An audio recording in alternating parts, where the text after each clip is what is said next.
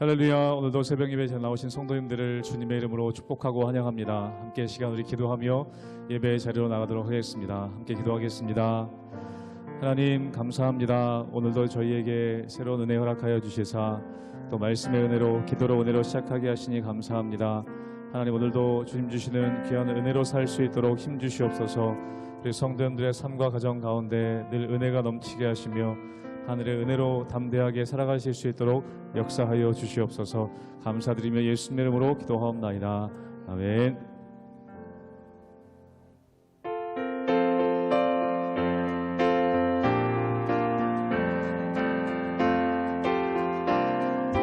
내 진정 사모하는 내 진정 사모하는 친구가 되시는 우주 예수님은 아름다워라. 산 밑에 백합하여 빛나는 새벽별 주님 영원할 길. 처음부터 고백하겠습니다. 내 진정 사모하는 내 진정 사모하는 친구가 되시는 우주 예수님은 아름다워라. 산 밑에 백합하여 빛나는 새벽별 주님 영원할 길 아주 없도다. 내 맘이 아플 적에 그 위로 되시며 나 외로울 때 좋은 친구라. 주는 저 산 밑에 백합 빛나는 새벽별 이 땅 위에 비길 것이 없도다. 내 맘의 모든 염려 이 세상 보라도 주님 항상 같이 하여 주시고 시험을 당할 때에 악마의 계교를 즉시 물리치사 나를 지키네.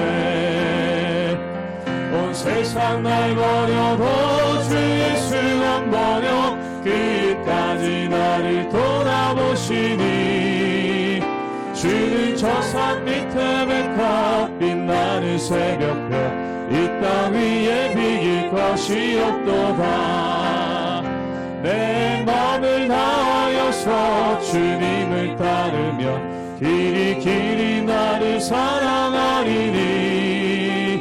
물풀이 두렵지 않고 창검도 겁없네. 주는 높은 산성 내 방패시라.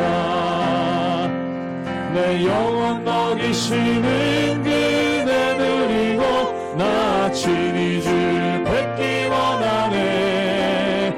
주는 저 산 밑에 백합 빛나는 새벽별 이 땅 위에 비길 것이 없네. 내 영혼 먹이시는 그대 누리고 나 친히 주를 뵙기 원하네. 주는 저 산 밑에 백합 빛나는 새벽별 이 땅 위에 비길 것이 없도다.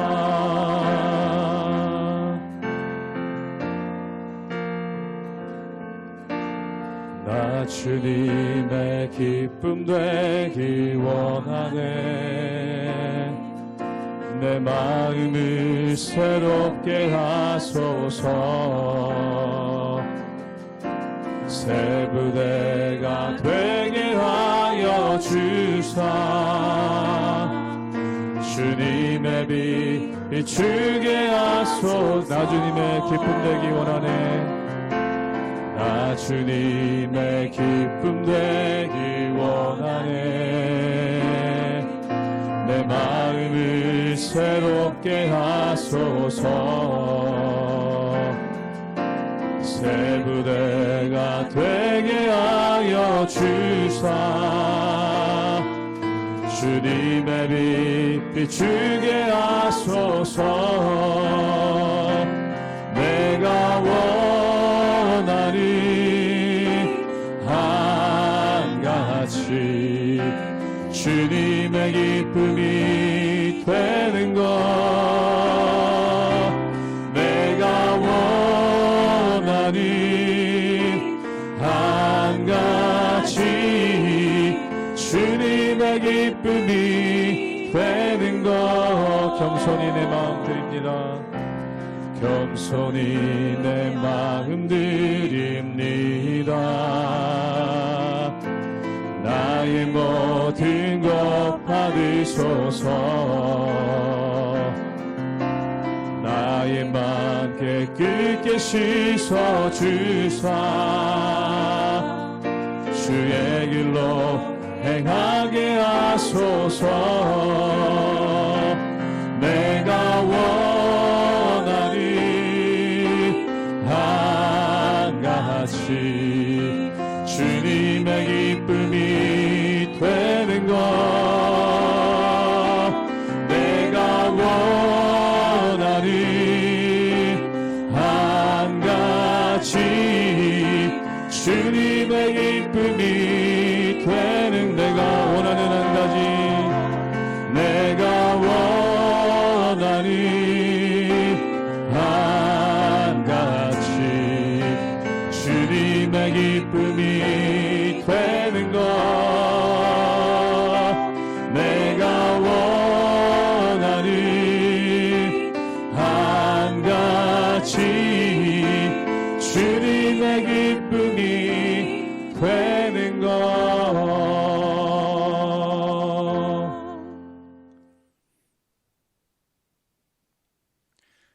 할렐루야. 우리 하나님의 은혜와 평강이 우리 성도님들 삶 가운데 날마다 가득하시기를 주님의 이름으로 축원합니다. 우리가 이 세상을 살다 보면 많은 고난이 있습니다. 또한 삶에 많은 어려움이 있죠.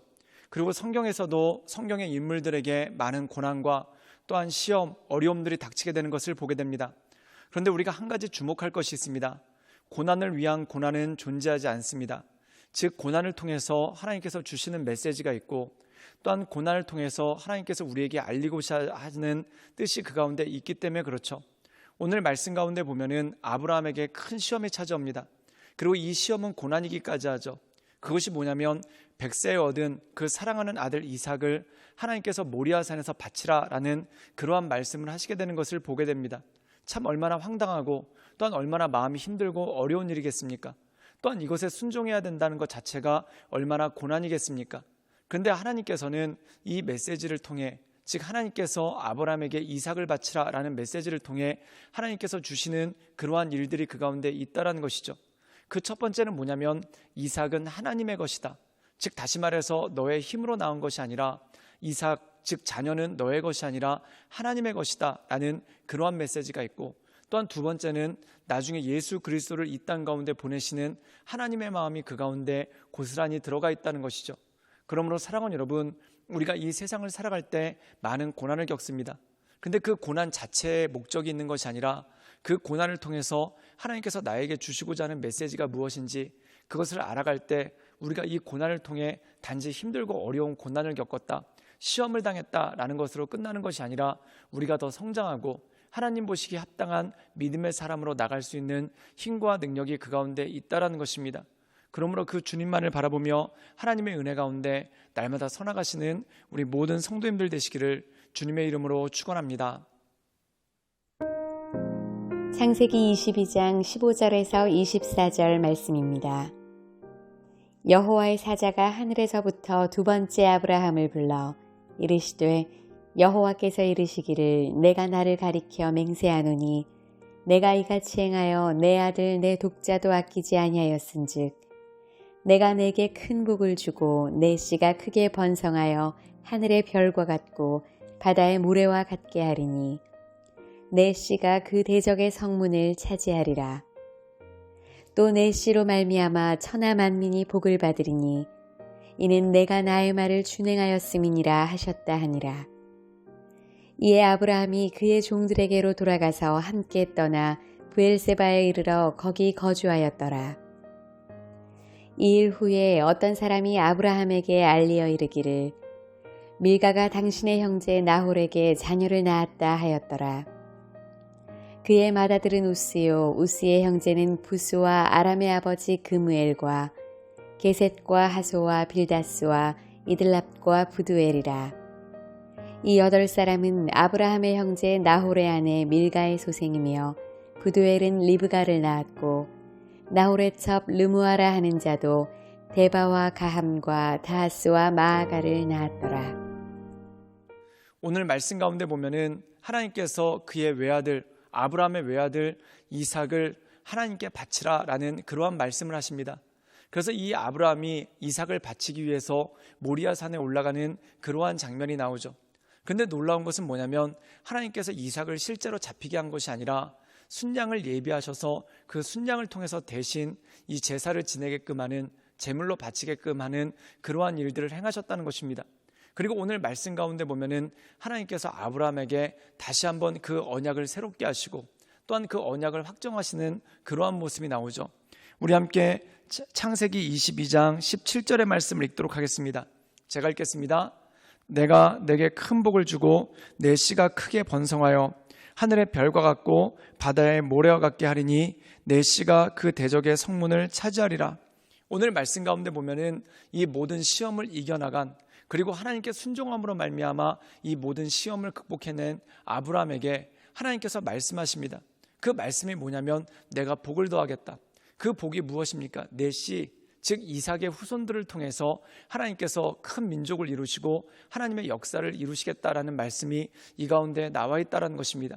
그리고 또 이어서 이렇게 말씀하십니다. 우리 함께 창세기 22장 18절의 말씀을 읽도록 하겠습니다. 제가 읽겠습니다. 또 내 씨로 말미암아 천하 만민이 복을 받으리니 이는 내가 나의 말을 준행하였음이라 하셨다 하니라.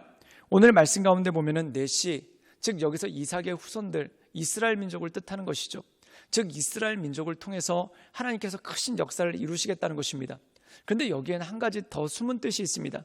그것이 뭐냐면 바로 이스라엘 민족 가운데, 즉 아브라함의 후손을 통해서 태어나실 예수 그리스도에 대한 언급이 이 가운데 있다는 것입니다.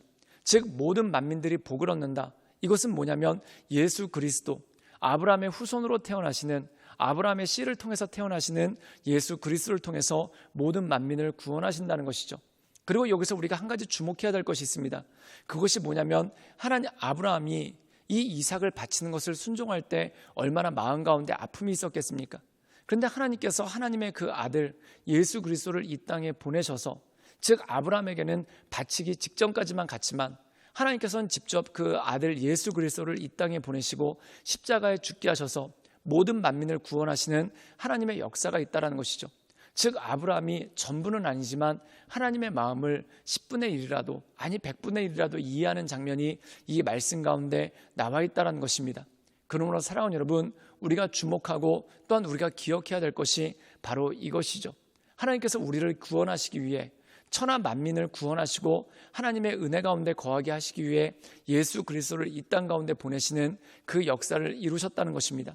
그러므로 사랑하는 여러분, 우리가 이 세상 살아갈 때 예수 그리스도께서 이 땅 가운데 오시고 또한 우리를 위해 죽으심으로 말미암아 우리를 구원하시는 하나님의 역사가 있음을 믿고 하나님의 인도하신 가운데 날마다 나가시는 우리 모든 성도님들 되시기를 주님의 이름으로 축원합니다. 함께 기도하시겠습니다.